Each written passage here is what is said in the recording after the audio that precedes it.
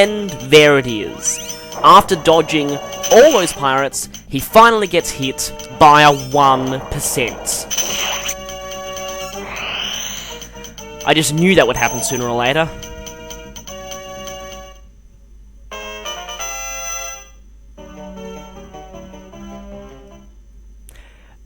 I'm sorry, there are no words to describe that.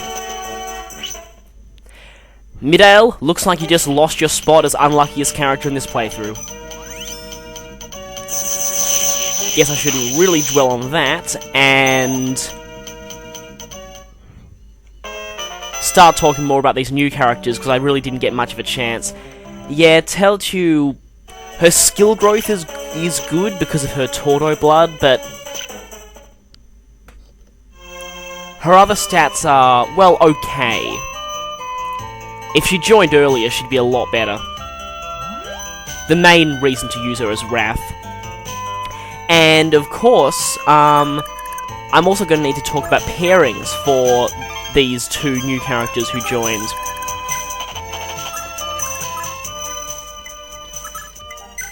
Although I'm not going to... Oh, of course, I'm just selling this silver blade here. I'm not going to talk about Bridget yet, because, well, let's just say her joining isn't quite complete. There's something missing, shall we say. And I can't really take into account any pairings without that. Now move Fury away from the castle, so that you can warp there. Ah, she's blocking Holland too. Anyway, Telchu is the only female character who both her children are mages. What that means is, if their father isn't a mage, they're pretty much screwed. Thankfully though, the two main mage fathers you'd consider for her, Levin and Azel, are both very, very, very good pairings. For first-time players, I generally recommend Azel because it's much, much faster, and, well, you really do need that for someone who joins this late. Not to mention, it is a very, very good pairing. I mean, Tordo and Fala blood combined give some pretty good growth for mage-like children. Especially that Fala blood. Well, that Thunder Sword is a bit expensive to repair.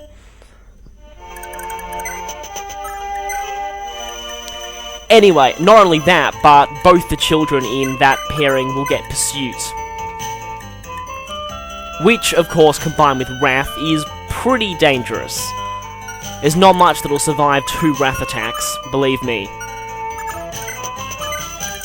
Now, Levin. Now, this deserves a lot more discussion, because it's hotly debated which pairing is better, Levin and Fury or Levin and Telchu. Now, okay, I for one, just say it's a matter of personal preference. I'll just discuss general merits of each pairing, but I will say though, for a first-time player, I really, really would recommend Fury, just because it's much, much, much easier to do. I mean, Levin and Telchu, that pairing is probably one of the hardest to make in the game. She joins this late, doesn't start off with any love point bonus towards him, and, well, he's at serious risk of falling in love with Sylvia that way, which you don't want, trust me.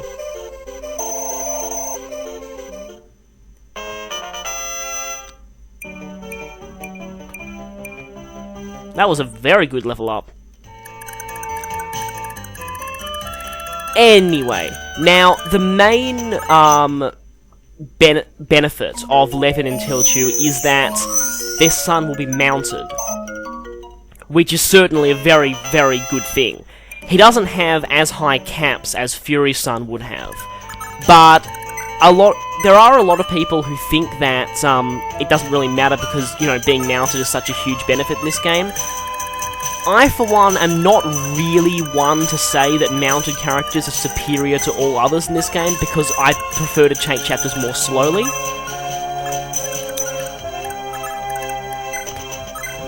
The only real problem is that in Levin and Tilchu pairing, their son won't have Pursuit, which means you pretty much have to give him the Pursuit ring. Just bear that in mind if you're ever trying to make that pairing.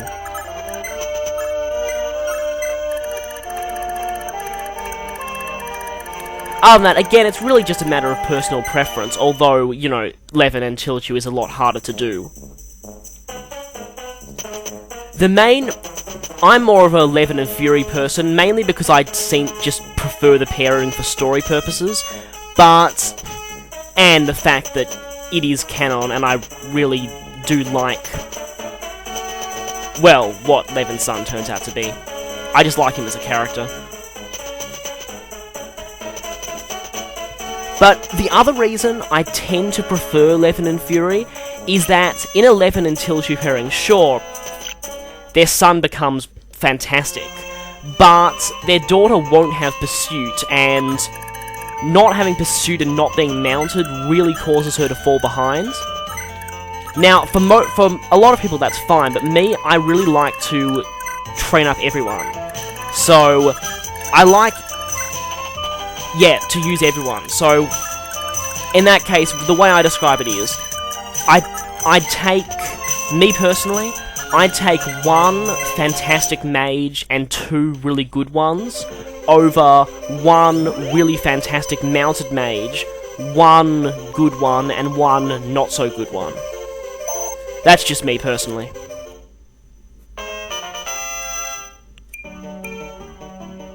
Again, both are good choices. The only thing I'll say more on this subject is, if you're planning on pairing Levin with Tilchu, plan it out beforehand, because it is a lot more difficult. Well, at least nothing much eventful happened while I was talking about that, but we're just moving characters up into the Orgahel section of the map.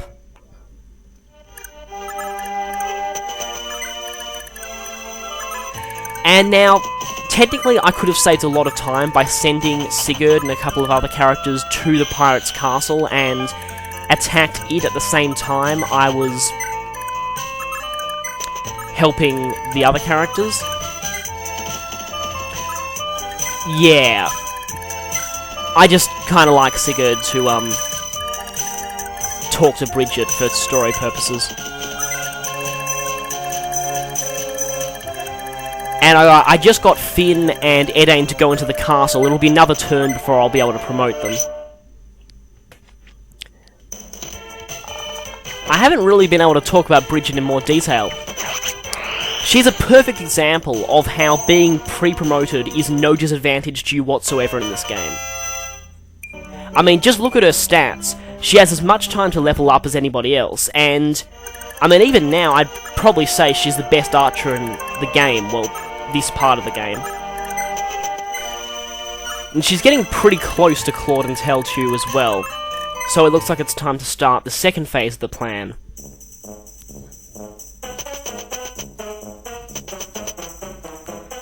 Yeah, if she's kept moving as far as she possibly can, the pirates won't have caught up to her by now. It's just a matter of knowing what to do, and that inevitable moment when they do. I'll actually be honest to you, in my first 2 playthroughs, I had Bridget die and resurrected her with the Valkyrie staff. Not entirely sure what I did wrong. I think I stopped to save the village both times.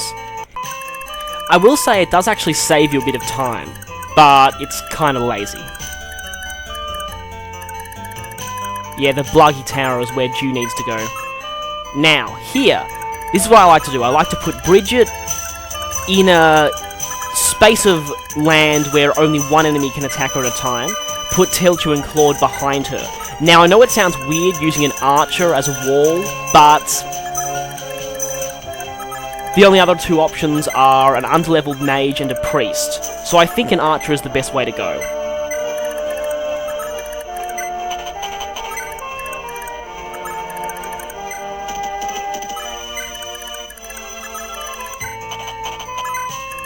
We're almost there, they just need to hold out for a little bit until we get there.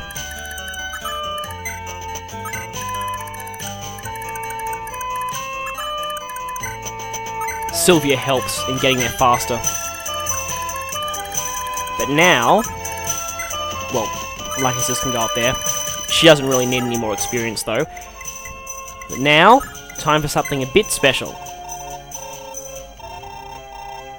Finally, Edain's ready to be promoted.